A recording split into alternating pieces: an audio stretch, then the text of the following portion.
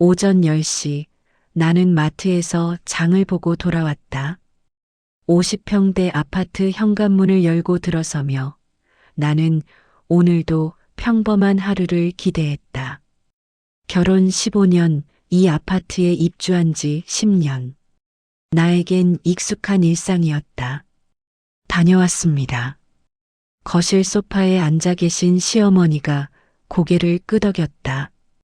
70대 중반, 5년 전 시아버지가 돌아가신 후 우리와 함께 사시게 됐다. 수진아, 장 많이 봤네. 어머님 드시고 싶다는 갈치 샀어요. 나는 수진. 48살 전업주부다. 25에 남편을 만나 결혼했고 아들 하나를 키웠다.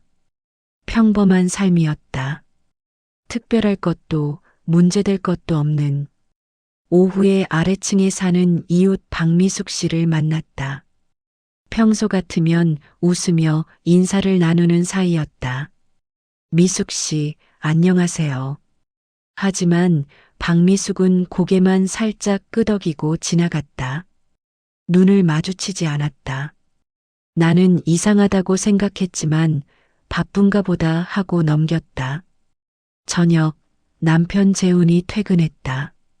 오늘 관리사무소에서 연락 왔어요? 아니, 왜? 이상하다. 관리비 자동이체인데 문제가 있나 봐. 나는 고개를 저었다. 그럴 리 없는데요. 확인해 볼게요. 인터넷 뱅킹을 확인하니 관리비는 정상 납부되어 있었다. 나는 남편에게 보여줬다. 봐요. 문제 없어요. 그럼 왜 사무소에서? 남편도 고개를 갸우뚱했다. 다음 날 아침 엘리베이터에서 1502호 김태희 씨를 만났다. 그녀는 입주자 대표회의 부녀회장이었다. 평소엔 친절한 사람이었다. 안녕하세요, 회장님. 김태희는 어색하게 웃더니 휴대폰만 들여다봤다. 대화를 피하는 게 분명했다. 나는 불안해지기 시작했다.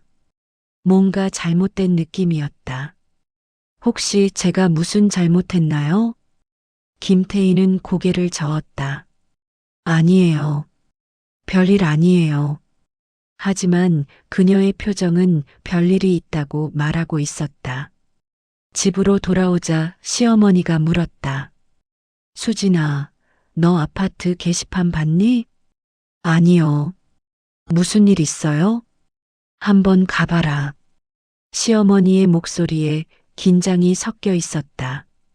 나는 급히 관리사무소로 향했다. 아파트 1층 게시판 앞에는 몇몇 주민들이 모여 있었다. 저거 누구래? 동이면 얼마 안 되잖아. 다 아는데. 수군거리는 소리가 들렸다. 나는 게시판으로 다가갔다. 그리고 붙어 있는 공지문을 봤다.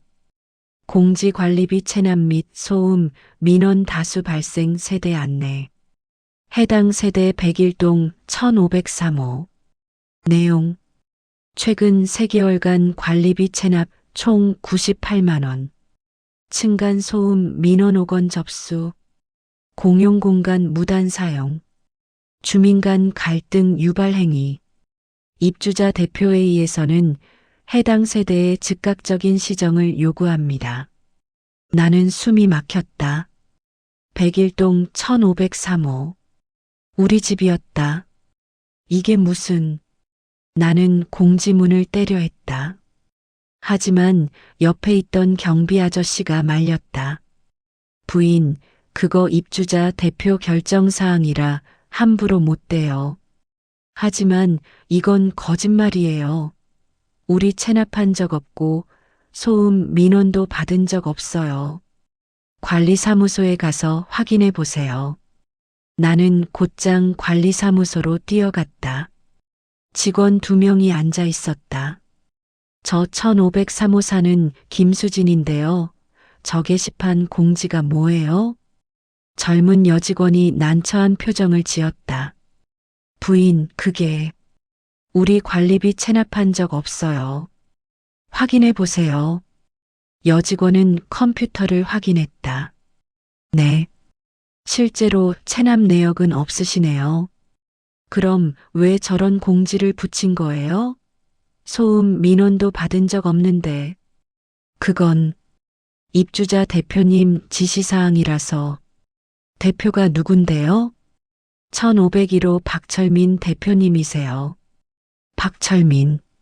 나는 그 이름을 기억했다. 작년에 입주자 대표로 선출된 사람이었다.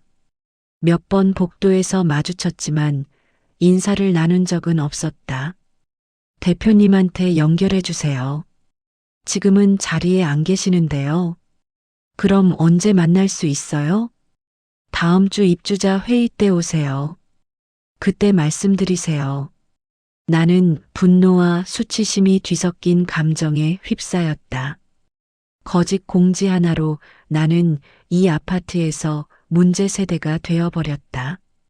집으로 돌아오는 엘리베이터에서 또 이웃을 만났다. 1205호에 사는 중년 부부였다. 그들은 나를 보자마자 눈을 피했다. 마치 내가 전염병 환자라도 되는 것처럼. 안녕하세요. 내가 먼저 인사했지만 그들은 대답하지 않았다. 그저 휴대폰만 들여다볼 뿐이었다. 문이 열리자 그들은 서둘러 내렸다. 나만 남았다. 15층으로 올라가는 동안 나는 거울에 비친 내 얼굴을 봤다. 당황하고 화나고 수치스러운 표정. 나는 아무 잘못도 하지 않았는데. 집에 들어서자 시어머니가 기다리고 있었다. 맞지? 네.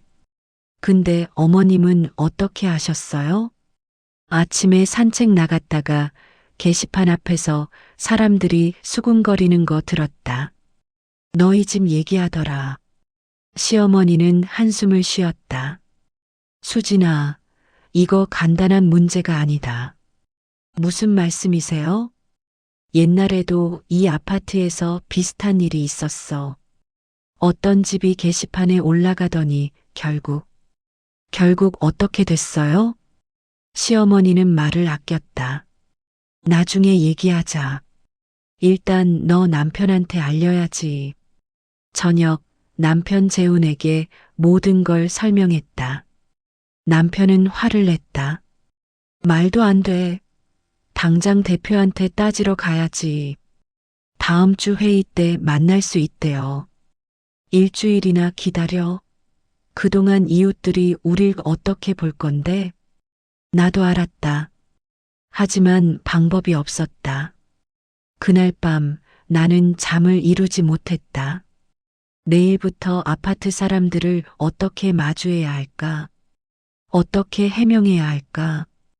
그리고 가장 무서운 건 아무도 내 말을 믿지 않을 것 같다는 예감이었다.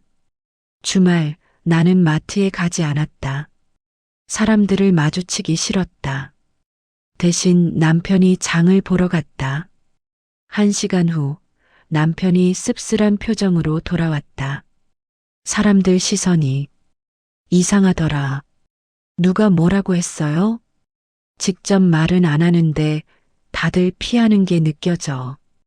계산대에서 뒤에 서 있던 사람도 갑자기 줄을 바꾸고 나는 가슴이 답답했다. 월요일 아침 나는 용기를 내서 분리수거장에 갔다.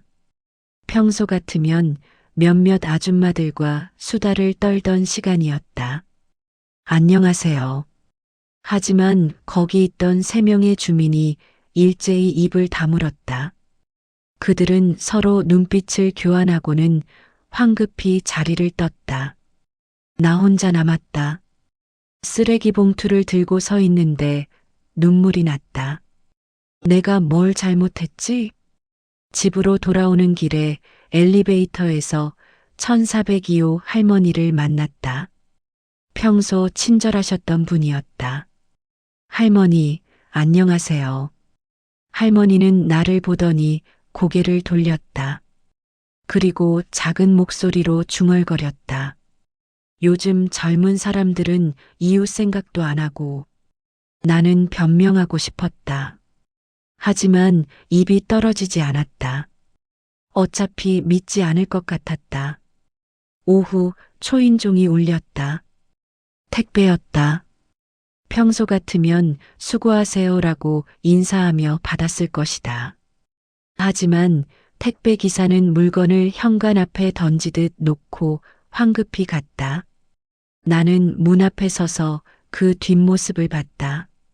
심지어 택배 기사까지. 시어머니가 나를 불렀다. 수진아, 이리 와봐. 거실 소파에 앉으신 시어머니가 휴대폰을 보여줬다. 이거 아파트 카페야. 너 여기 들어가 봤니? 아니요. 가입만 해놓고 잘 안 봐요. 지금 봐라.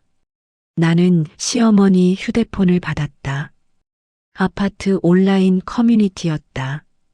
게시글 하나가 눈에 띄었다. 제목 1503호 진짜 심각한 것 같음. 내용. 저번 주부터 느꼈는데 1503호 진짜 문제 있어요. 관리비도 안 내고 소음도 심하다는데 왜 아직도 버티고 있는지 모르겠네요. 우리 아파트 이미지 다 깎아먹는 거 아닌가요? 입주자 대표님이 강력하게 조치해 주셨으면 좋겠어요. 댓글이 20개 넘게 달려 있었다. 맞아요. 저도 복도에서 마주쳤는데 인사도 안 하더라고요. 이런 세대는 아예 퇴거 조치해야 하는 거 아닌가요? 관리비 체납 거의 100만 원이라던데 말이 되나요? 저희 층에도 소음 민원 들어갔대요. 밤 11시 넘어서까지 쿵쿵거린다고. 모두 거짓말이었다. 나는 손이 떨렸다. 어머님, 이거 다 거짓말이에요. 우린 관리비 체납한 적 없고 소음도. 나도 안다. 근데 수진아, 이건 진실이 중요한 게 아니야. 그럼 뭐가 중요해요? 사람들이 뭘 믿느냐가 중요해. 시어머니는 한숨을 쉬었다. 지금 이 아파트 사람들은 너를 문제 세대로 낙인 찍었어. 진실이 뭔지는 아무도 확인 안 해. 그냥 게시판에 붙은 공지랑 카페 글만 믿는 거지. 그럼 전 어떻게 해요? 일단 조용히 있어. 섣불리 해명하면 오히려 역효과야. 다음 주 회의 때까지 기다려. 나는 억울했다. 하지만 시어머니 말이 맞았다. 지금 내가 뭘 해도 사람들은 믿지 않을 것이다. 저녁 고등학생 아들 민준이가 학원에서 돌아왔다. 엄마, 나 오늘 이상한 일 있었어. 무슨 일? 같은 아파트 사는 친구 엄마가 나한테 먼저 말 걸더니 갑자기 너희 엄마 요즘 어떠시냐고 물어보는 거야. 나는 가슴이 철렁했다. 뭐라고 했어?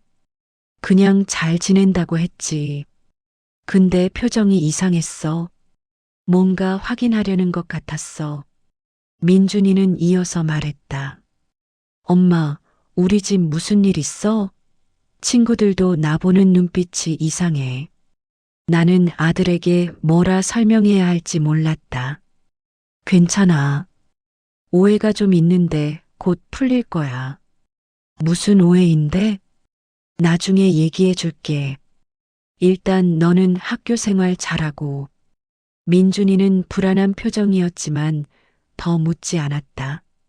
그날 밤 남편과 나는 침대에 누워 천장을 바라봤다. 여보, 이거 생각보다 심각한 것 같아. 남편이 말했다. 온라인 카페만 봐도 사람들이 완전히 우릴 나쁜 사람으로 몰고 있어. 변호사 상담 받아볼까? 명예훼손으로요? 응. 분명 거짓 사실 유포잖아. 나는 잠시 생각했다. 일단 회의 때까지 기다려봐요. 혹시 대표가 실수로 잘못 올린 거면 사과하고 정정할 수도 있잖아요. 넌 너무 착해. 이게 실수 같아? 남편 말이 맞았다. 이건 실수가 아니었다. 누군가 의도적으로 우리를 타깃으로 삼았다. 그럼 왜요? 우리가 누구한테 잘못한 게 있어요? 나도 모르겠어. 그게 제일 무서운 거야. 다음 날 아침 나는 시어머니와 함께 산책을 나갔다. 아파트 단지를 걷는데 마주오는 사람마다 우리를 피했다. 맞지? 저 사람들 표정. 시어머니가 말했다. 수진아, 내가 옛날 얘기 해줄게. 무슨 얘기요? 5년 전 우리 아파트 203동에 한 집이 있었어. 젊은 부부였는데 어느 날 갑자기 게시판에 그 집 얘기가 올라왔어. 무슨 내용이었는데요? 쓰레기 분리수거 안 한다. 주차 위반 상습이다. 이런 거. 지금 너희 상황이랑 비슷해. 시어머니는 한숨을 쉬었다. 그 집은 결국 1년 만에 이사 갔어. 견디다 못해서. 진짜 잘못한 거예요? 아니. 나중에 알고 봤더니 입주자 대표랑 개인적으로 갈등이 있었던 거야. 주차 문제로 한번 다퉜는데 대표가 앙심을 품고 게시판에 올린 거지. 나는 소름이 돋았다. 그럼 사람들은 왜 진실을 확인 안 했어요? 확인할 생각을 안 해. 게다가 그 집이 해명하려고 하면 할수록 더 수상하게 봤어. 괜히 변명하는 거 보니 진짜 문제 있나 보다 이렇게. 그럼 넌 그렇게 당하면 안 돼. 제대로 싸워야 해. 시어머니의 눈빛이 달라졌다. 수진아, 너 이번 주 동안 할 일이 있어. 뭔데요? 증거를 모으는 거야. 관리비 납부 내역, 소음, 민원 없다는 확인서, 모든 거래 기록. 다 모아. 그리고요? 그 입주자 대표 박철민, 그 사람 뭐 하는 사람인지 알아봐. 왜 우릴 타깃으로 삼았는지 이유가 있을 거야. 나는 시어머니를 다시 봤다. 평소 조용하신 분인 줄 알았는데 지금은 달랐다. 전사 같은 눈빛이었다.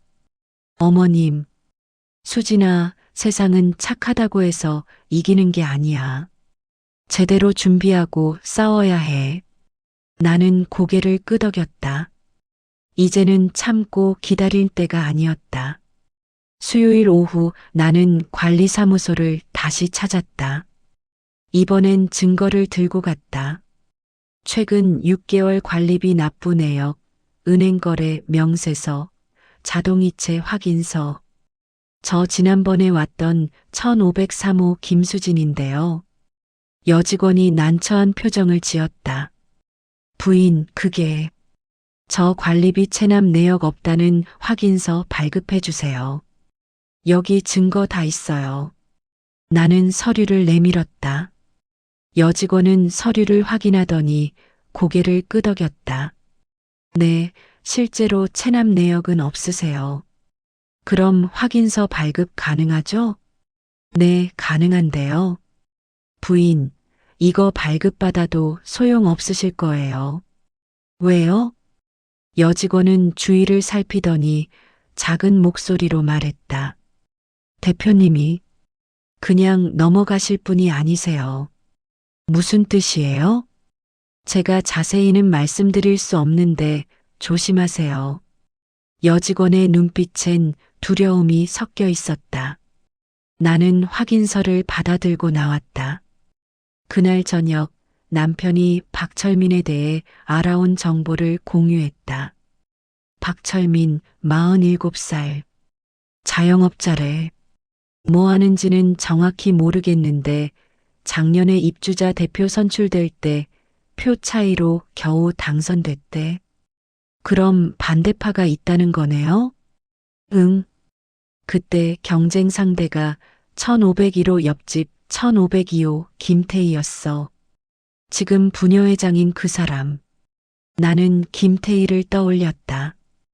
엘리베이터에서 나를 피하던 그 사람. 근데 박철민이 당선되고 나서 아파트 분위기가 좀 이상해졌대. 뭔가 통제가 심해지고 주민들 의견은 안 듣고. 그럼 사람들이 불만 있겠네요? 그렇지. 근데 다들 조용히 있어. 박철민이 보복할까봐. 나는 퍼즐이 맞춰지는 느낌이었다. 그럼 혹시 우리도, 응, 뭔가 찍혔을 가능성이 있어. 근데 우린 박철민한테 잘못한 게 없는데요? 남편이 고개를 저었다. 잘못 안 해도 찍히는 거야. 그냥 마음에 안 들면. 목요일 아침 나는 아파트 카페에 글을 올렸다. 제목 1503호입니다. 해명하고 싶습니다. 내용. 안녕하세요. 백일동 1503호에 사는 김수진입니다. 최근 게시판과 카페에 저희 집에 대한 글이 올라와 이렇게 글을 씁니다. 저희는 관리비를 체납한 적이 없습니다. 관리사무소에서 발급받은 확인서를 첨부합니다. 사진 첨부. 층간소음 민원도 받은 적이 없습니다. 관리사무소에 확인하시면 알 수 있습니다. 공용공간 무단 사용이나 주민 간 갈등 유발도 사실이 아닙니다. 구체적인 사례를 알려주시면 해명하겠습니다. 저희 가족은 10년간 이 아파트에서 조용히 살아왔습니다. 갑작스러운 오해로 힘들지만 이웃분들과 좋은 관계를 유지하고 싶습니다. 감사합니다. 글을 올리고 30분 후 댓글이 달리기 시작했다. 해명이라고 하지만 믿기 어렵네요. 관리사무소 확인서는 조작 가능하잖아요. 괜히 변명하는 거 보니 더 수상한데요? 입주자 대표님이 근거 없이 공지 올릴 리 없죠. 나는 화가 났다. 증거를 보여줘도 믿지 않았다. 그런데 한 댓글이 눈에 띄었다. 아이디 정의로운 이웃. 저도 1503호 이웃으로서 한 말씀 드립니다.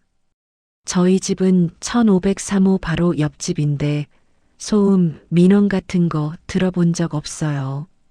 오히려 조용한 집입니다. 게시판 공지가 이상하다고 생각했는데 이렇게 해명하시니 더 의문이 드네요. 나는 희망을 느꼈다.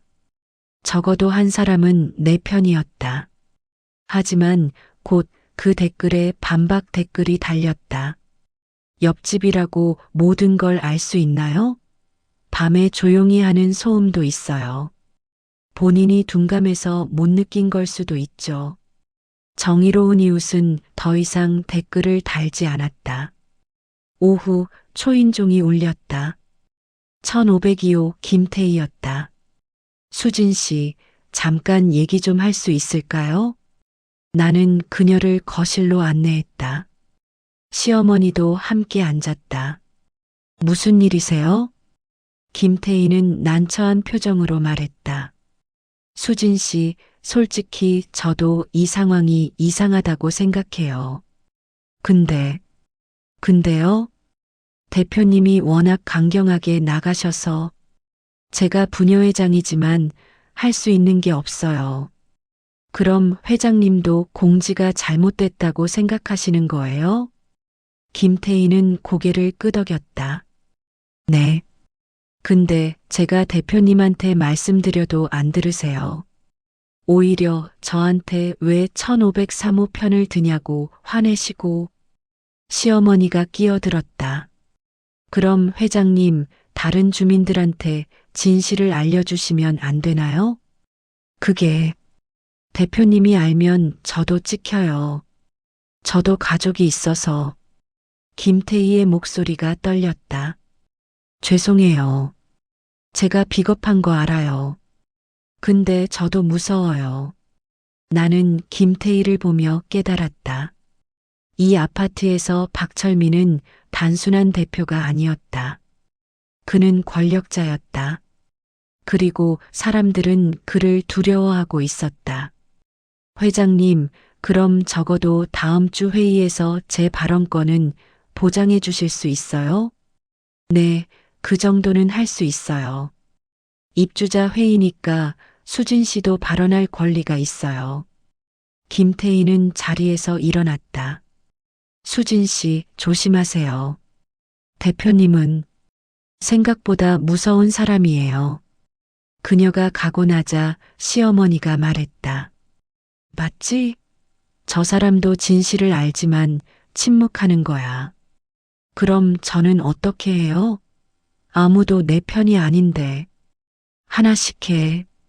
일단 다음 주 회의까지 더 많은 증거를 모아. 금요일 나는 관리사무소에서 소음 민원 내역을 요청했다. 여직원이 프린트해줬다. 최근 1년간 1503호 관련 민원은 없네요.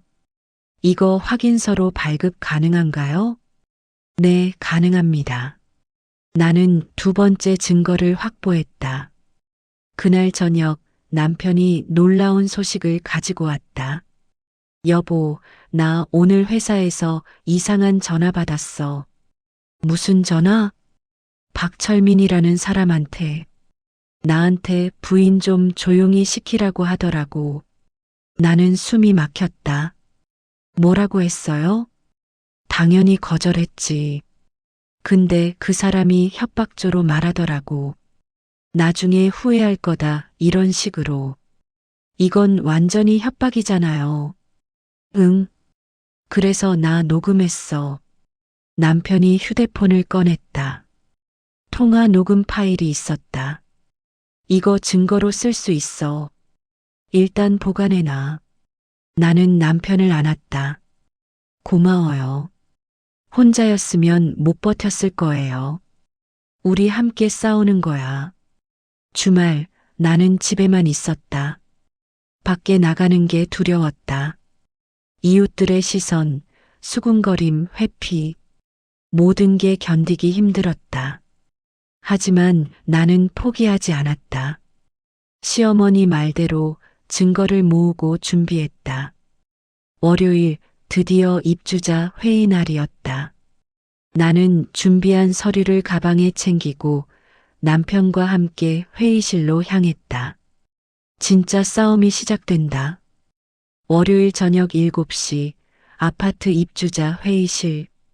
평소엔 한산하던 공간이 오늘은 사람들로 가득했다. 30명 넘는 주민들이 모여 있었다. 모두 한 가지 이유 때문이었다. 1503호나. 남편과 나는 뒷자리에 앉았다. 앞자리엔 입주자 대표 박철민이 앉아 있었다. 40대 후반, 짧은 머리에 날카로운 눈빛. 그는 우리를 한번 쳐다보고는 고개를 돌렸다.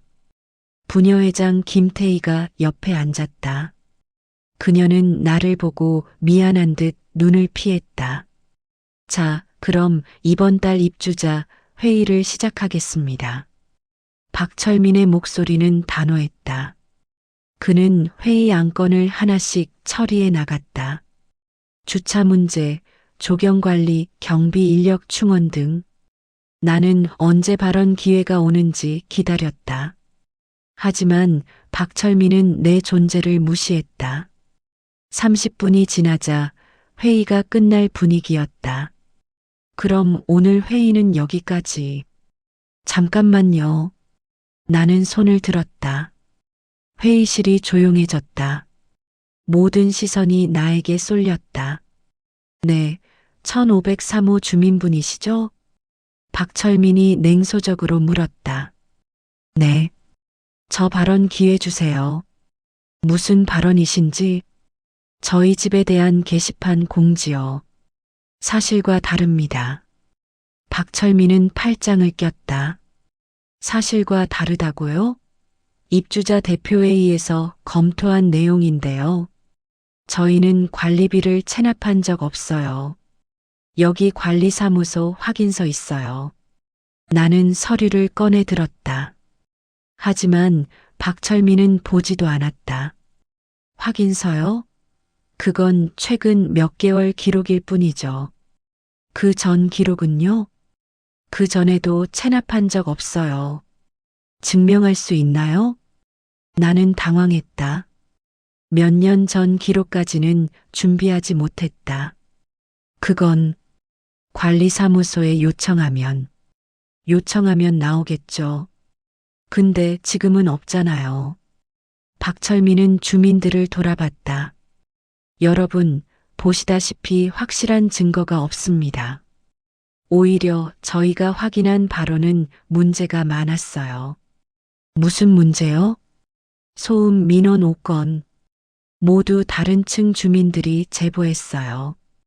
그건 거짓말이에요.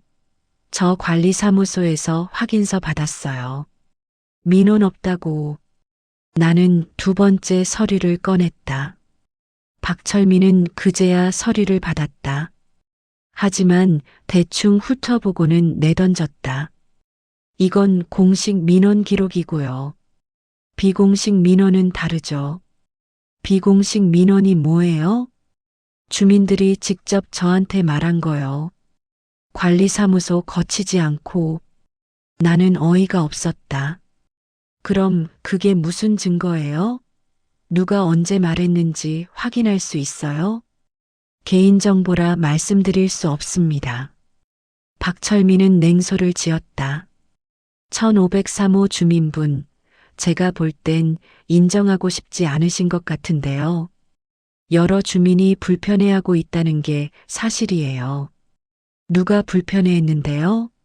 구체적으로 말해주세요. 내 목소리가 높아졌다. 남편이 내 팔을 잡았다. 여보, 진정해. 하지만 나는 진정할 수 없었다. 대표님, 이건 명백한 명예훼손이에요.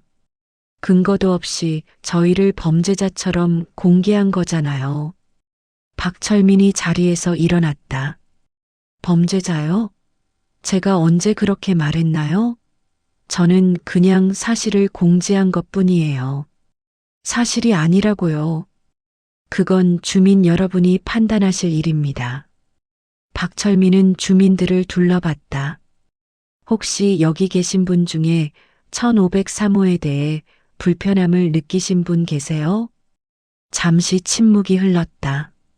그리고 한 사람이 손을 들었다. 1405호 중년 남성이었다. 저희 집 아래층인데요. 가끔 밤에 소음이 들려요. 나는 그를 똑바로 봤다. 언제요? 구체적으로 언제 소음이 있었어요? 1405호 남성은 당황했다. 그게 정확히 기억은 안 나는데 몇 번 있었어요. 몇 번이요? 몇 시에요? 무슨 소리였어요? 그건 쿵쿵거리는 소리. 나는 분노가 치밀었다. 저희 집엔 카페트 깔려 있고 밤 10시 이후엔 조용히 해요. 혹시 다른 집 소리를 저희 집으로 착각하신 거 아닌가요? 1405 남성은 대답하지 못했다. 박철민이 끼어들었다. 보세요. 이렇게 주민이 증언하는데도 인정 안 하시잖아요. 이게 문제예요. 이건 증언이 아니라 추측이에요. 추측이든 증언이든 주민들이 불편해한다는 게 중요해요. 박철민은 회의를 마무리하려 했다. 자, 그럼 오늘 회의는 여기까지 하고요. 1503호 주민분은 앞으로 더 조심해 주시길 바랍니다. 잠깐만요. 이번엔 시어머니가 일어났다. 나는 놀랐다. 시어머니가 회의에 올 거라고 생각 못했다. 저는 1503호에 사는 김수진 씨 시어머니입니다. 박철민이 눈살을 찌푸렸다. 네, 말씀하세요. 대표님, 제가 한 가지 여쭤보고 싶은 게 있는데요. 뭡니까? 대표님은 왜 우리 며느리를 이렇게까지 몰아붙이시는 거죠? 회의실이 술렁였다. 몰아붙인다니요? 저는 그냥 사실을 공지한 것뿐입니다. 사실이요? 관리비 체납도 거짓, 소음 민원도 거짓. 그런데도 게시판에 공개하고 온라인 카페에서 공격받게 만들었잖아요. 시어머니의 목소리는 차분했지만 단호했다. 대표님, 혹시 우리 며느리한테 개인적인 감정이 있으신 거 아닌가요? 박철민의 얼굴이 굳었다. 무슨 말씀이십니까? 아니면 다른 이유가 있거나요. 예를 들어, 우리 집을 내쫓고 싶은 이유. 터무니없는 소리 하지 마세요. 박철민의 목소리가 높아졌다. 시어머니는 물러서지 않았다. 그럼 증명하세요. 우리 집이 정말 문제가 있다면 구체적인 증거를 보여주세요. 날짜, 시간, 내용, 증인. 모두요. 그건 못 보여주시는 거죠? 왜요? 없으니까. 회의실이 조용해졌다. 주민들이 서로 눈빛을 교환했다. 부녀회장 김태희가 조심스럽게 말했다. 대표님, 실례지만 1503호에 대한 구체적인 증거가 있으신가요? 저도 부녀회장으로서 확인이 필요할 것 같은데요. 박철민은 김태희를 노려봤다. 회장님은 제 편이 아니신가 보네요. 편이 아니라 사실을 확인하는 거예요. 박철민은 이를 악물었다. 그는 서류 가방을 집어들었다. 좋습니다. 다음 회의 때까지 모든 증거를 준비해 오겠습니다. 그때 확실하게 보여드리죠. 그는 회의실을 나가버렸다. 남은 주민들은 어리둥절한 표정이었다. 회의가 끝나고 몇몇 주민들이 나에게 다가왔다. 수진 씨, 사실 저희도 좀 이상하다고 생각했어요. 대표님이 너무 일방적으로 하시는 것 같아서. 하지만 대부분은 여전히 거리를 뒀다. 박철민이 두려운 것이다. 집으로 돌아오는 길, 시어머니가 말했다. 수진아, 이제 진짜 싸움이야. 어머님, 오늘 고마웠어요. 당연한 거지. 근데 수진아, 앞으로 조심해야 해. 왜요? 저 사람 체면 구겼으니까 더 악랄하게 나올 거야. 시어머니의 예측은 맞았다. 다음 날 아침, 아파트 게시판에 새로운 공지가 붙었다. 긴급 공지 입주자 회의 중 허위 발언 및 대표 명예훼손건. 어제 회의에서 1503호 주민 및 가족이 입주자 대표를 명예훼손하는 발언을 했습니다. 이는 명백한 허위사실 유포이며 법적 조치를 검토 중입니다. 나는 그 공지를 보며 깨달았다. 이건 단순한 오해가 아니었다. 이건 전쟁이었다. 화요일 아침 나는 침대에 누워 천장을 바라봤다. 게시판 공지 때문에 잠을 못 잤다. 명예훼손으로 법적 조치를 검토한다는 말. 박철민은 진짜로 나를 고소할 생각인가? 남편은 이미 출근했고 아들은 학교에 갔다. 집엔 시어머니와 나만 남았다. 수진아, 일어나서 밥 먹어라. 시어머니가 방문을 열었다. 어머님, 저 입맛이 없어요. 그래도 먹어야지. 안 그러면 몸 상해. 나는 억지로 일어나 식탁에 앉았다. 시어머니가 차려준 아침을 먹으며 나는 물었다. 어머님, 어제 왜 그렇게 강하게 나가셨어요? 평소엔 조용하신데. 시어머니는 잠시 망설이다가 말했다. 수진아, 내가 옛날 얘기 제대로 해줄게. 무슨 얘기요? 5년 전 203동에서 쫓겨난 그 집 말이야.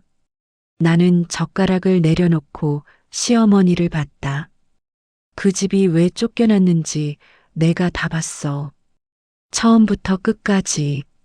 시어머니는 차를 한 모금 마시고 이야기를 시작했다. 그 집은 젊은 부부였어. 30대 초반. 신혼이었지. 남편은 회사원, 아내는 임신 중이었어. 그런 집이 왜? 입주자 대표가 그 집 남편이랑 주차 문제로 싸웠어. 사소한 일이었어. 누가 먼저 들어왔느냐, 이런 거. 시어머니는 한숨을 쉬었다. 근데 그 대표가 앙심을 품었나 봐. 일주일 후부터 게시판에 그 집 얘기가 올라오기 시작했어. 쓰레기 분리수거 안 한다. 주차 위반 상습이다. 복도에 물건 놔둔다. 별의별 걸 다 올렸어. 진짜였어요? 대부분 거짓말이었어. 근데 사람들은 믿었어. 게시판에 올라오니까. 그리고 그 집을 피하기 시작했지. 시어머니의 목소리가 떨렸다. 그 아내가 임신 중이었잖아. 스트레스 받아서 결국 유산했어. 나는 숨이 막혔다. 그 후 그 부부는 이사 갔어. 1년도 안 돼서. 견디다 못해서. 사람들은 왜 도와주지 않았어요? 도와줄 생각을 안 했어. 다들 자기 일이 아니니까. 그리고 대표한테 찍힐까봐 무서워했지. 시어머니가 나를 똑바로 봤다. 수진아, 나는 그때 아무것도 안 했어. 그냥 지켜만 봤어. 그게 내 평생 후회야. 어머님, 그래서 이번엔 다르게 하려고. 너는 그렇게 당하면 안 돼. 시어머니는 내 손을 꼭 잡았다. 우리 함께 싸우자. 제대로. 나는 눈물이 났다. 시어머니의 과거 후회가 지금 나를 지키는 힘이 되고 있었다. 어머님, 고마워요. 고마워할 것 없어. 이건 내가 해야 할 일이야. 오후 나는 관리사무소로 갔다. 이번엔 과거 회의록을 요청했다. 최근 3년간 입주자 대표회의 회의록 열람 가능한가요? 여직원이 당황했다. 회의록이요? 그건 입주자 대표 승인이 필요한데요. 입주자 회의 기록은 공개 자료 아닌가요? 원칙적으론 그렇지만. 그럼 원칙대로 해주세요. 여직원은 난처해하다가 전화를 걸었다. 박철민에게 연락하는 것 같았다. 네, 대표님.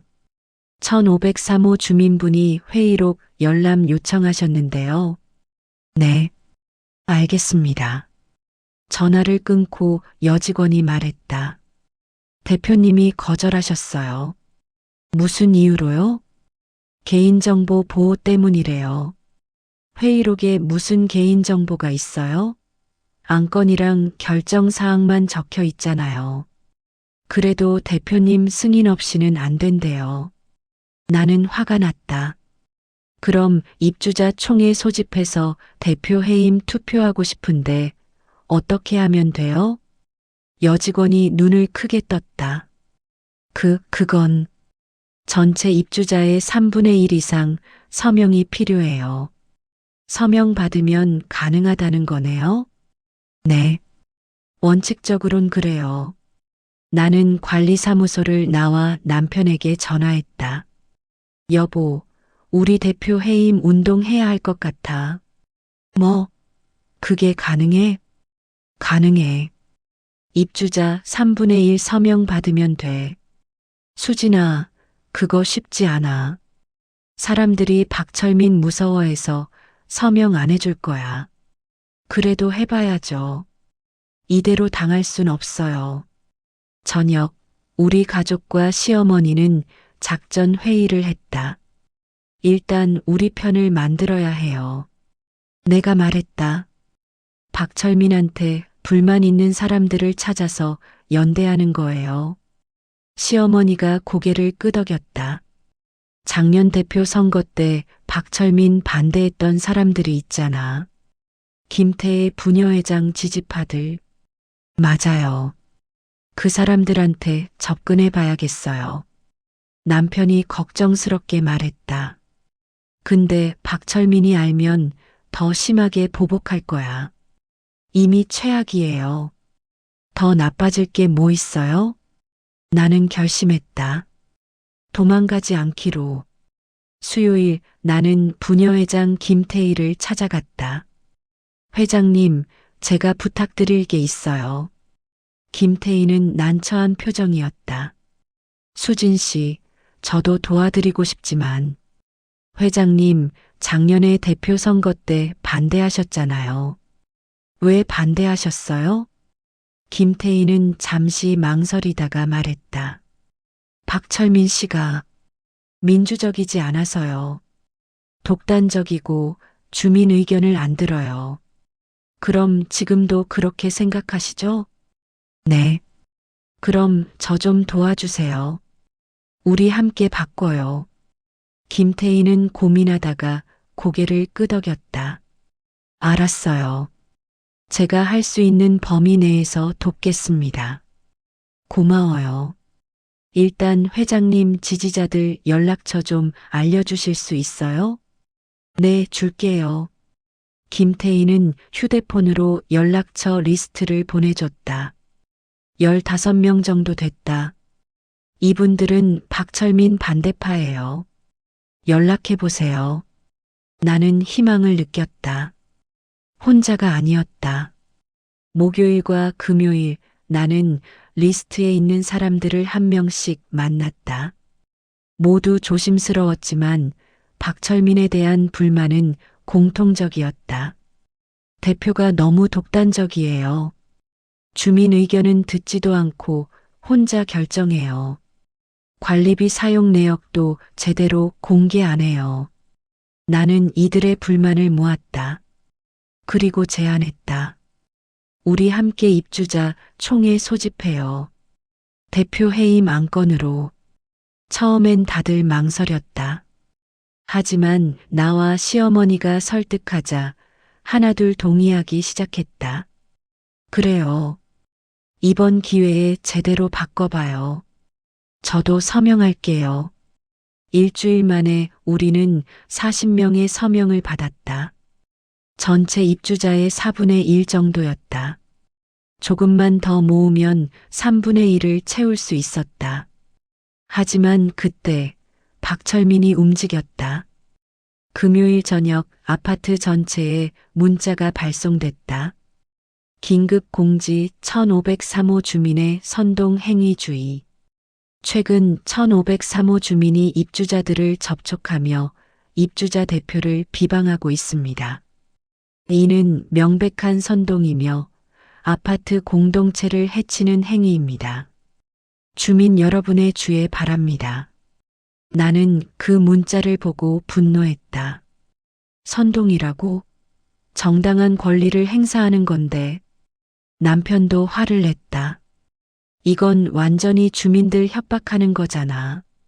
1503호 편들면 너희도 찍힌다 이런 뜻이야. 시어머니가 차분하게 말했다. 당황하지 마. 이건 오히려 기회야. 기회요? 저 사람이 초조해진다는 증거야. 우리가 제대로 하고 있다는 뜻이지. 시어머니가 옳았다. 박철민은 우리를 두려워하고 있었다. 계속하자. 우리가 이기고 있어. 나는 고개를 끄덕였다. 포기하지 않기로. 주말, 우리는 더 많은 서명을 받았다. 박철민의 협박 문자가 오히려 역효과를 냈다. 몇몇 주민들이 너무 심하다며 우리 편에 섰다. 일요일 저녁, 우리는 60명의 서명을 확보했다. 전체 입주자의 3분의 1을 넘었다. 드디어 했어요. 나는 남편과 시어머니를 안았다. 이제 입주자 총회를 소집할 수 있어요. 월요일 아침 우리는 관리사무소에 총회 소집 신청서를 제출했다. 여직원이 서류를 확인하며 놀란 표정을 지었다. 60명이요? 진짜 모으셨네요. 언제 총회 열 수 있어요? 2주 안에 열어야 해요. 규정상? 좋아요. 최대한 빨리 잡아주세요. 총회 날짜는 다음 주 토요일로 정해졌다. 진짜 결전의 날이 다가오고 있었다. 화요일 아침 아파트에 총회 공지가 붙었다. 입주자 임시 총회 공고. 일시 다음 주 토요일 오후 2시. 장소 아파트 대강당.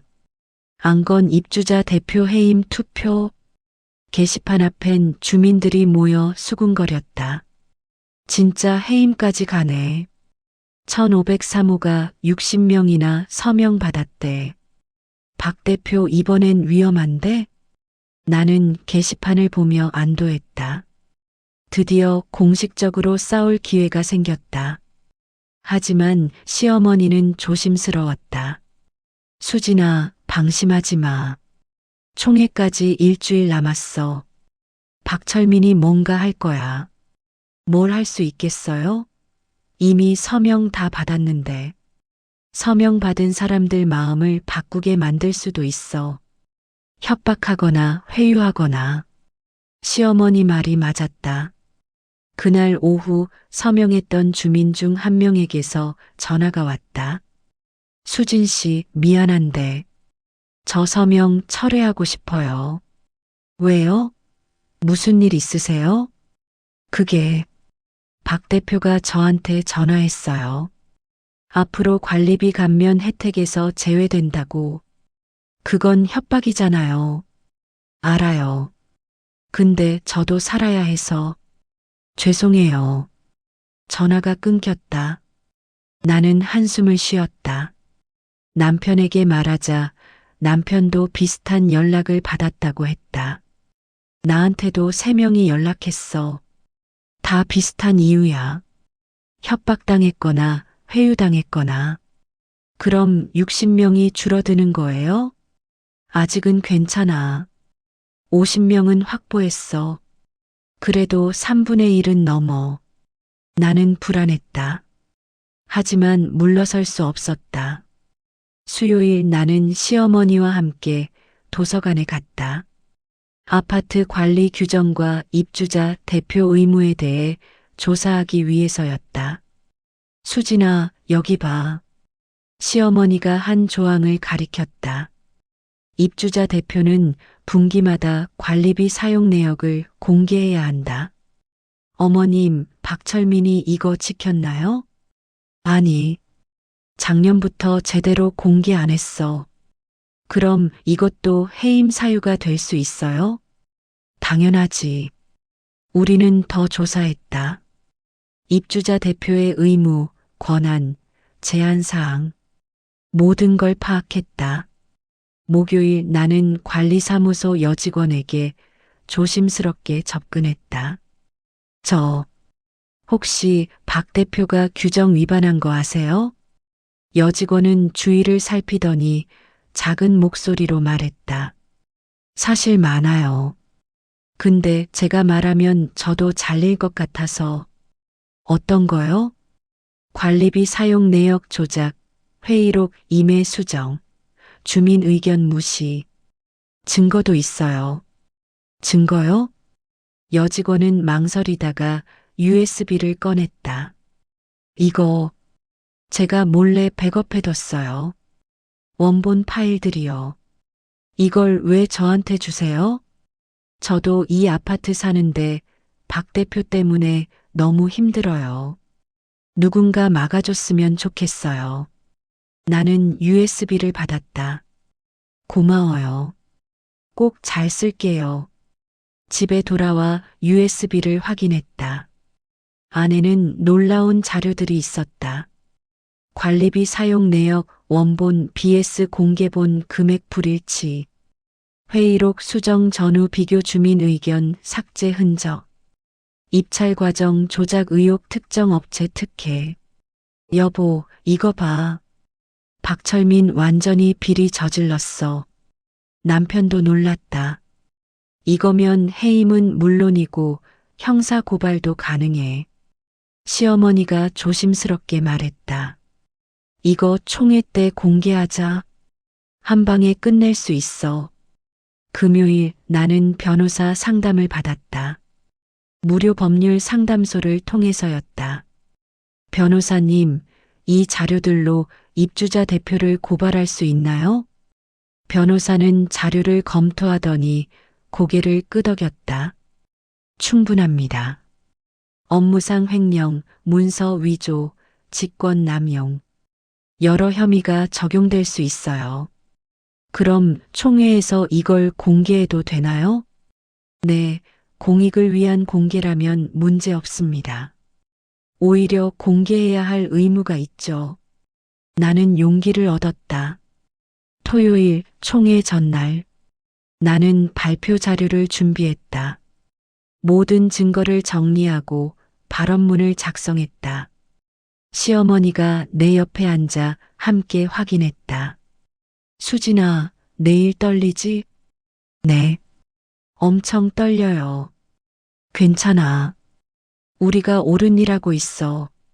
어머님, 혹시 내일 사람들이 안 믿으면 어떡해요?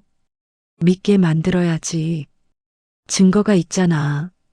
시어머니가 내 손을 잡았다. 수진아, 기억해.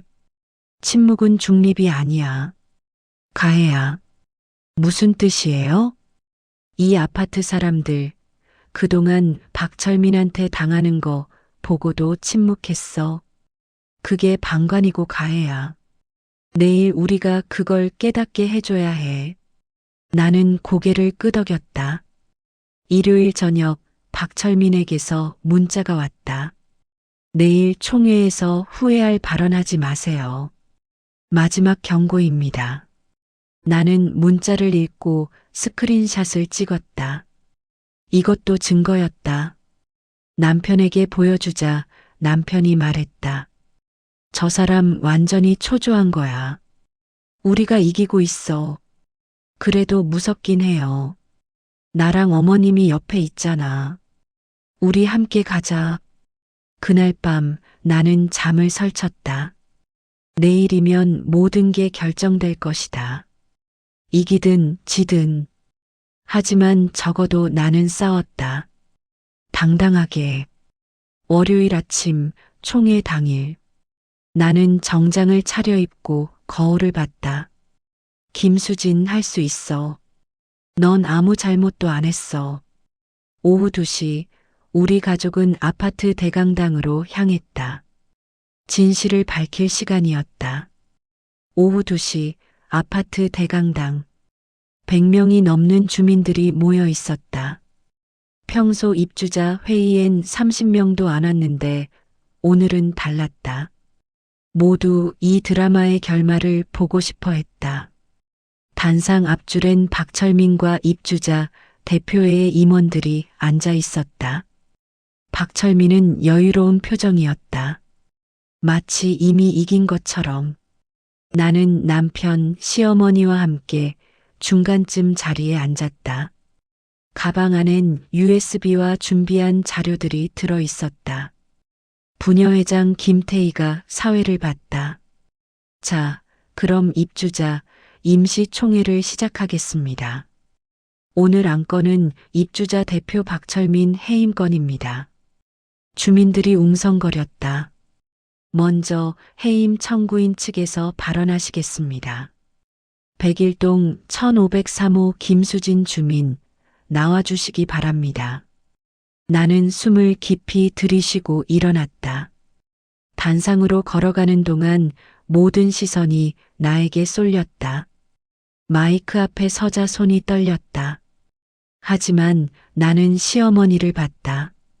시어머니가 고개를 끄덕였다. 할 수 있어. 안녕하세요. 101동 1503호에 사는 김수진입니다. 내 목소리가 스피커를 통해 울렸다. 저는 오늘 박철민 대표의 해임을 청구하러 왔습니다. 이유는 명확합니다. 그는 입주자 대표로서의 의무를 저버렸고 권력을 남용했습니다. 박철민이 비웃었다. 증거가 있습니까? 네, 있습니다. 나는 가방에서 USB를 꺼냈다. 이 안에 모든 증거가 담겨 있습니다. 스크린에 띄워주세요. 관리사무소 직원이 프로젝터를 켰다. 화면에 첫 번째 자료가 떴다. 관리비 사용 내역 비교. 왼쪽엔 주민들에게 공개된 내역, 오른쪽엔 실제 내역.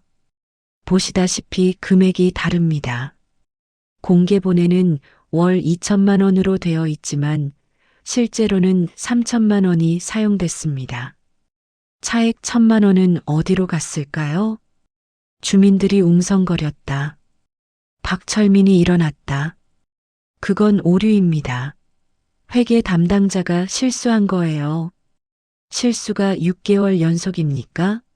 총 6천만 원이 설명되지 않습니다. 화면에 두 번째 자료가 떴다. 회의록 수정 내역. 수정 전 회의록엔 주민들의 반대 의견이 빼곡했다. 하지만 수정 후엔 모두 삭제되어 있었다. 대표님은 주민 의견을 무시하고 회의록을 임의로 수정했습니다. 이건 명백한 직권 남용입니다. 박철민의 얼굴이 굳었다. 그건 회의록 정리 과정에서 정리가 아니라 조작입니다. 나는 세 번째 자료를 띄웠다. 입찰 과정 특혜 의혹. 아파트 시설 보수 공사 입찰에서 특정 업체가 계속 선정된 기록. 대표님은 항상 같은 업체를 선정했습니다. 경쟁 입찰 없이. 왜일까요? 혹시 그 업체와 개인적 관계가 있으신 건 아닌가요? 주민들 사이에서 비난의 목소리가 나왔다. 이건 비리 아냐? 우리 관리비로 뒷거래한 거야? 박철민이 소리쳤다. 거짓말입니다. 저 자료가 어디서 나온 건지도 모르잖아요. 관리사무소 공식 기록입니다. 원하시면 직원분께 확인받으시죠. 관리사무소 여직원이 조심스럽게 고개를 끄덕였다. 나는 마지막 자료를 띄웠다. 저를 향한 허위 사실 유포, 게시판 공지, 온라인 카페 글, 협박 문자, 모든 걸 시간 순서대로 정리했다. 대표님은 저를 타깃으로 삼아 허위 사실을 유포했습니다. 관리비 체납, 소음, 민원 모두 거짓이었습니다. 왜 그랬을까요? 나는 박철민을 똑바로 봤다. 대표님, 혹시 제가 대표님 비리를 알게 될까봐 두려우셨나요? 그래서 미리 저를 문제 주민으로 만들려 하신 건가요? 박철민이 입을 열려 했지만 말이 나오지 않았다. 대표님은 저 하나만 괴롭힌 게 아닙니다. 5년 전 203동에서 쫓겨난 그 가족도 마찬가지였습니다. 대표님과 개인적 갈등이 있었다는 이유로 게시판에 공개당하고 결국 이사를 갔죠. 나는 시어머니를 봤다. 시어머니가 일어났다. 저는 1503호 시어머니입니다. 5년 전 그 일을 직접 봤습니다. 그때 저는 침묵했습니다. 제 일이 아니라고 생각했으니까요. 시어머니의 목소리가 떨렸다. 하지만 침묵은 중립이 아니었습니다. 그건 가해였습니다. 제가 침묵하는 동안 한 가족이 무너졌습니다. 강당이 조용해졌다. 여러분, 지금 우리가 침묵하면 같은 일이 반복됩니다. 다음 피해자가 생깁니다. 우리가 막아야 합니다. 박수가 터졌다. 몇몇 주민들이 일어나 박수를 쳤다. 박철민이 다급하게 말했다. 잠깐만요. 제 해명도 들어야 하잖아요. 김태희가 마이크를 건넸다. 그럼 대표님 해명하시죠. 박철민은 단상에 섰다. 하지만 그의 얼굴엔 땀이 흥건했다. 저는 아파트를 위해 최선을 다했습니다. 관리비 문제는 회계 담당자 실수고 회의록은 정리 과정에서 생긴 일입니다. 그럼 입찰 특혜는요? 누군가 소리쳤다. 그건 그 업체가 가장 저렴했어요. 경쟁 입찰도 안 했잖아요. 시간이 없어서. 변명은 계속됐지만 아무도 믿지 않았다. 김태희가 말했다. 자, 그럼 투표하겠습니다. 박철민 대표 해임에 찬성하시는 분은 손을 들어주세요. 손이 하나둘 올라가기 시작했다. 10개, 20개, 50개. 100명 중 80명이 손을 들었다. 반대하시는 분? 15명 정도만 손을 들었다. 기권은 5명. 김태희가 선언했다. 찬성 80표, 반대 15표, 기권 5표. 입주자 대표 박철민은 해임됩니다. 강당이 술렁였다. 박수가 터졌다. 박철민은 자리에 주저앉았다. 그의 권력은 무너졌다. 총회가 끝나고 몇몇 주민들이 나에게 다가왔다. 수진 씨, 고생하셨어요. 용기 내주셔서 감사해요. 저희가 미안해요. 진작 믿어줬어야 했는데. 나는 눈물이 났다. 분노의 눈물이 아니라 안도의 눈물이었다. 남편이 나를 안았다. 수진아, 해냈어. 시어머니도 다가와 내 손을 잡았다. 수진아, 자랑스럽다. 우리는 함께 강당을 나왔다. 박철민은 구석에 혼자 앉아 있었다. 그를 동정할 마음은 없었다. 그는 자신이 뿌린 씨앗을 거둔 것뿐이었다. 집으로 돌아오는 길 엘리베이터에서 이웃을 만났다. 이번엔 그들이 먼저 인사했다. 수진 씨, 오늘 정말 멋있었어요. 고마워요. 앞으로 잘 지내요. 나는 웃으며 답했다. 네, 그러고 싶어요. 집에 들어서자 아들 민준이가 기다리고 있었다. 엄마, 친구들한테 연락 왔어. 엄마가 영웅이래. 무슨 영웅이야. 그냥 당연한 일 한 거지. 그래도 멋있어. 아들이 나를 안았다. 나는 그 순간 깨달았다. 내가 싸운 이유는 나를 위해서만이 아니었다. 아들을 위해서, 시어머니를 위해서, 그리고 이 아파트의 모든 약한 사람들을 위해서였다. 그날 밤 나는 창밖을 바라봤다. 아파트 불빛들이 반짝였다. 100가구 넘는 사람들이 살고 있는 이곳. 이제는 조금 더 나은 곳이 될 것이다. 해임 투표 후 2주가 지났다. 아파트 분위기가 완전히 바뀌었다. 먼저 임시관리위원회가 구성됐다. 부녀회장 김태희가 위원장을 맡았고 나도 위원으로 참여하게 됐다. 수진 씨, 정말 괜찮으세요? 또 스트레스 받으실 텐데. 김태희가 걱정스럽게 물었다. 괜찮아요. 이번엔 제대로 해보고 싶어요. 우리는 첫 회의에서 투명성을 최우선 원칙으로 정했다. 모든 관리비 사용 내역은 매달 공개합니다. 입주자 회의록은 수정 없이 원본 그대로 게시합니다. 주민 의견은 반드시 회의 안건에 포함합니다. 간단하지만 중요한 원칙들이었다. 박철민은 조용히 이사를 갔다.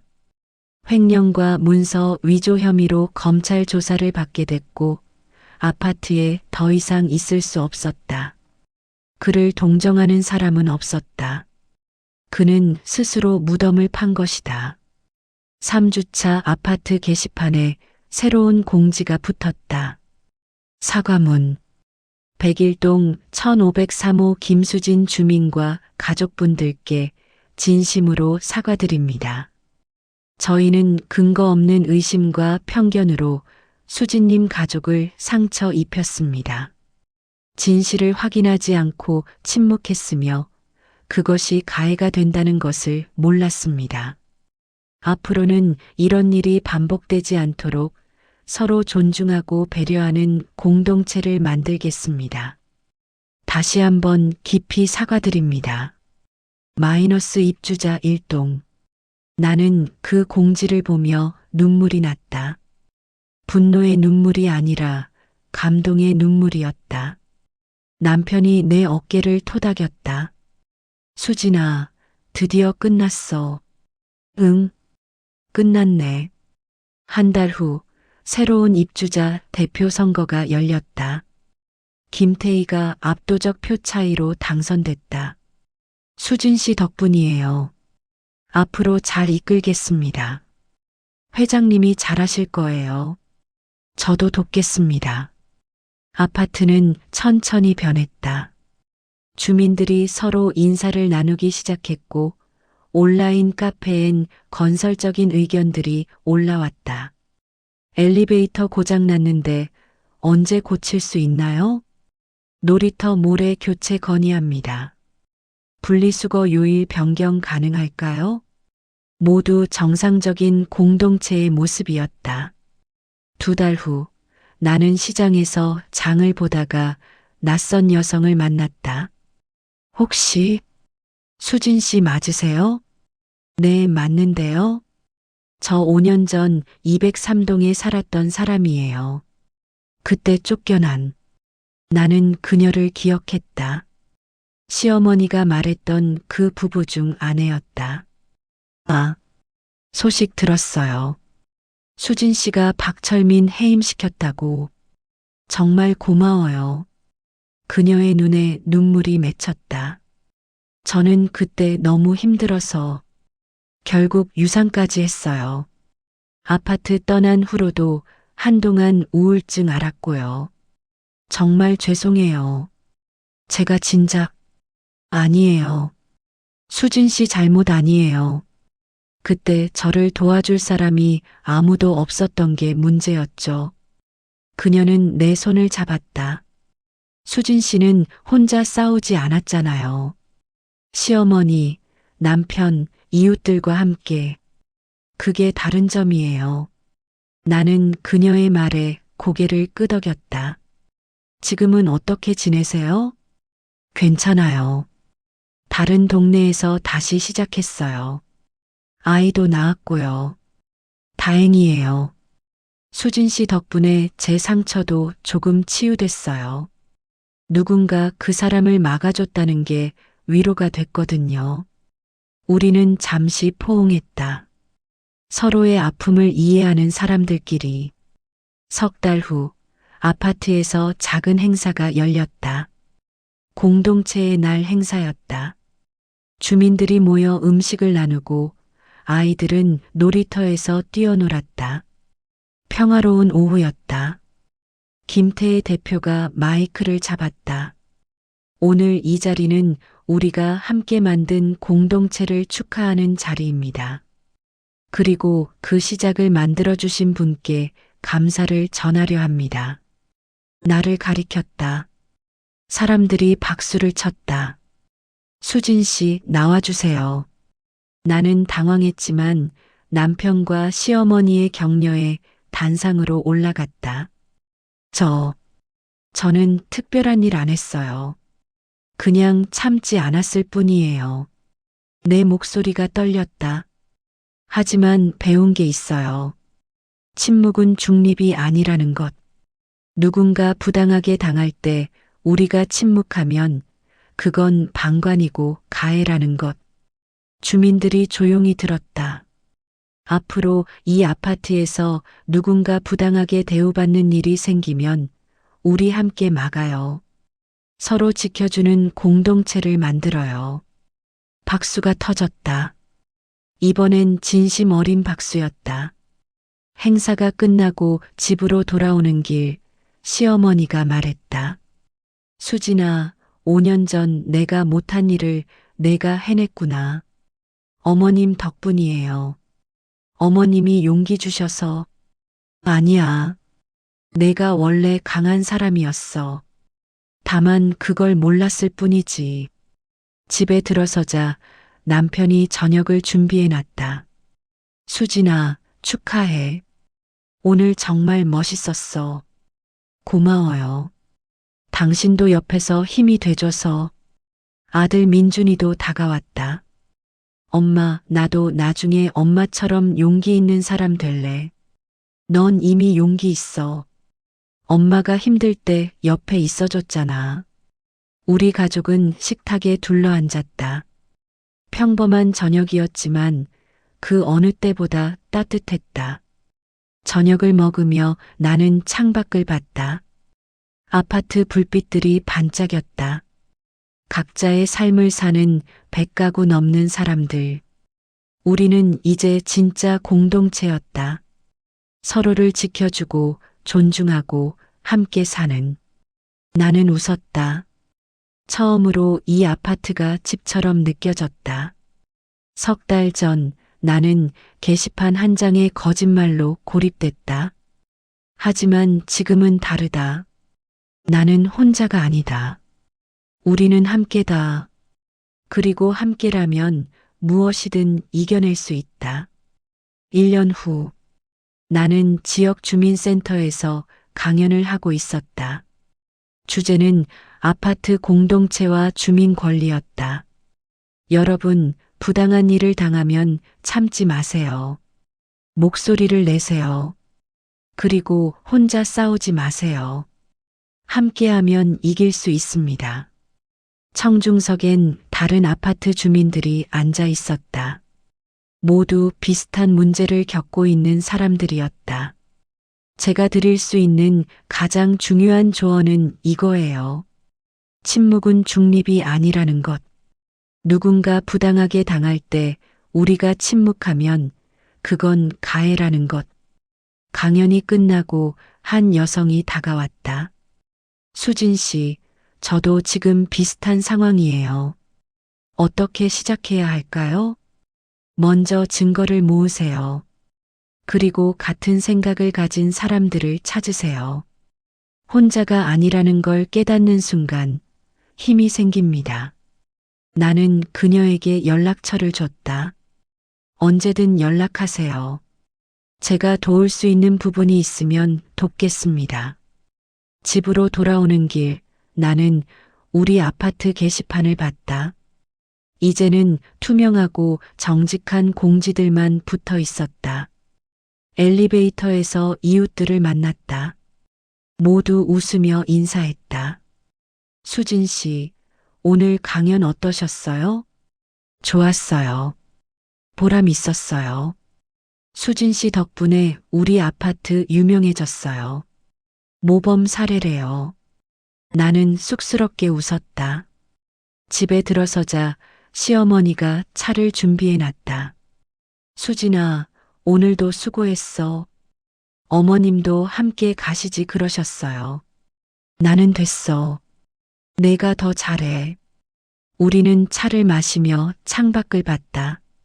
수진아, 너 많이 변했다. 어떻게요? 강해졌어. 당당해졌고. 어머님 덕분이에요. 아니야. 원래 내 안에 있던 거야. 나는 그냥 꺼내는 걸 도왔을 뿐이지. 저녁, 가족이 모여 저녁을 먹었다. 평범한 일상이었지만 그 어느 때보다 소중했다. 엄마, 나 학교에서 발표했어. 엄마 이야기. 민준이가 말했다. 무슨 이야기? 용기에 대해서. 엄마가 어떻게 싸웠는지. 선생님이 칭찬하셨어. 나는 아들을 안았다. 고마워. 근데 엄마는 영웅 아니야. 그냥 참지 않았을 뿐이야. 그게 영웅이잖아. 그날 밤 나는 침대에 누워 지난 1년을 돌아봤다. 게시판에 거짓말로 시작된 악몽. 고립과 공포. 하지만 그 과정에서 나는 더 강해졌다. 그리고 무엇보다 나는 혼자가 아니라는 걸 배웠다. 시어머니, 남편, 아들, 이웃들. 모두가 함께 싸워줬다. 침묵을 깨뜨린 사람들. 나는 눈을 감았다.